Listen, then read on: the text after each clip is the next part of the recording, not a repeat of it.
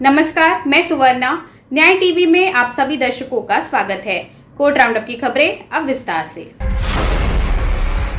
एक न्यायिक अधिकारी ने रजिस्ट्री के उस आदेश को चुनौती देते हुए सुप्रीम कोर्ट का रुख किया, जिसमें धीरज मोर बनाम दिल्ली उच्च न्यायालय मामले में दिए गए फैसले के खिलाफ उनके द्वारा दायर क्यूरेटिव पिटीशन को दर्ज करने से इनकार कर दिया था।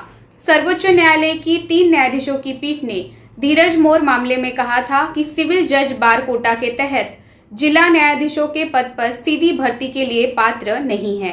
सैयदुल्ला खलीलुल्लाह खान, तीसरे संयुक्त सिविल जज, सीनियर डिवीजन वाशिम, जिला वाशिम, महाराष्ट्र ने एक रिट याचिका दायर कर ऑल इंडिया जजेस एसोसिएशन बनाम भारत संघ एंड अन्य 2002 4 SCC 247 के मामले में पारित आदेश पैराग्राफ संख्या 26-27 पर पुनर्विचार करने की मांग की थी। सुप्रीम कोर्ट ने कहा है कि भूमि के संबंध में एक समझौता डिक्री जो मुकदमे की विषय वस्तु नहीं है, लेकिन परिवार के सदस्यों के बीच समझौते का हिस्सा है, उसके लिए अनिवार्य पंजीकरण की आवश्यकता नहीं होती है।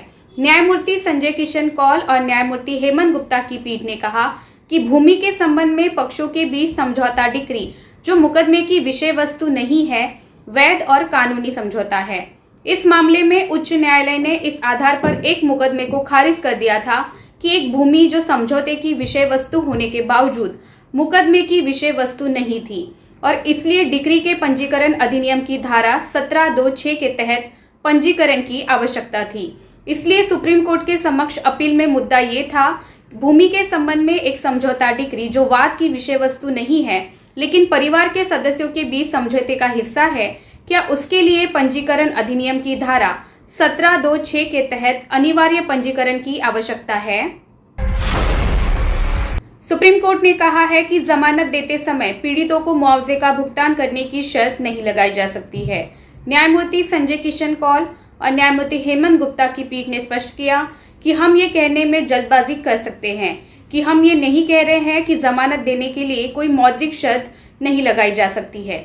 हम ऐसा इसलिए कह रहे हैं क्योंकि संपत्ति के खिलाफ या अन्यथा अपराध के मामले भी होते हैं, लेकिन इस तरह के आदेश की स्वीकृति ग्रांट किसी व्यक्ति को जमानत देने की शर्त के रूप में है, तो ये मुआवजा जमा करने के लिए नहीं हो सकता है।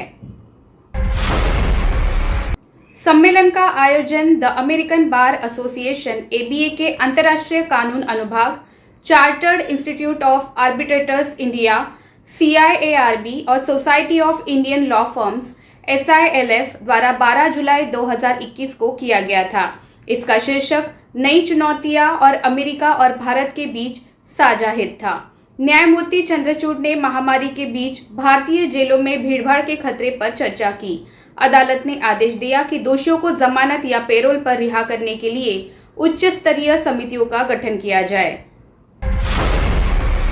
सुप्रीम कोर्ट के न्यायमूर्ति डॉक्टर DY चंद्रचूड़ ने भारत अमेरिका कानूनी संबंधों पर भारत अमेरिका संयुक्त ग्रीष्मकालीन सम्मेलन को संबोधित करते हुए कहा कि नागरिकों की असहमति को दबाने या उत्पीड़न के लिए आतंकवाद विरोधी कानून सहित आपराधिक कानून का दुरुपयोग नहीं किया जाना चाहिए। अर्नब गोस्वामी बनाम राज्य में अपने फैसले का जिक्र करते हुए उन्होंने कहा कि हमारी अदालतों को ये सुनिश्चित करना चाहिए कि वे नागरिकों की स्वतंत्रता से वंचित होने के खिलाफ रक्षा की पहली पंक्ति बनी रहे। एक दिन के लिए भी स्वतंत्रता से वंचित होना बहुत अधिक है। हमें हमेशा अपने निर्णयों के गहरे प्रणालीगत मुद्दों के प्रति सचेत रहना चाहिए। फिलहाल बस इतना ही। अन्य खबरों के लिए जुड़े रहिए न्याय टीवी के साथ। नमस्कार।